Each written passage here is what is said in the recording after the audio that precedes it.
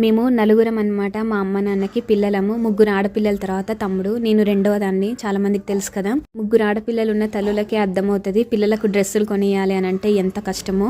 మీలో ఎంతమంది చిన్నప్పుడు చీరలు కుట్టించుకునే వాళ్ళు అంటే నార్మల్గా ఇప్పుడు చీరల్ని లాంగ్ గౌన్స్ అట్లా చేసుకుంటున్నారు కదా. ఇంతకుముందు మా టైంలో ఏంటిదంటే డ్రెస్సులు కొనుక్కునేటందుకు అంత మనీ లేకపోతే చీరలని పంజాబ్ డ్రెస్ ప్లస్ చున్నీ 3 అదే పీస్ తోటి అంటే చీరతోటే కుట్టించుకునే వాళ్ళం అనమాట. మా అమ్మకేమో అందరిలాగా నేను నా పిల్లలకు మంచి మంచి డ్రెస్సులు కొనియాలి అని చెప్పేసి చాలా ఉండేది. కానీ అప్పుడు అంత ఎక్కువ మనీ ఉండేవి కాదు కదా. ఇంకా మేము కూడా అడ్జస్ట్ అయ్యేవాళ్ళము. ఇంకా బీటెక్ అయిపోయిన తర్వాత జాబ్ చేస్తున్న ఆ టైంలో అనుకున్నాను, సరే ఇప్పుడు సంపాదన వస్తుంది కదా, ఇప్పుడన్నా కనీసం మంచి డ్రెస్సులు కొనుక్కుందాం అని చెప్పేసి నాకు 20 ఏజ్ ఉన్నప్పుడు నేను అనుకునేదాన్ని.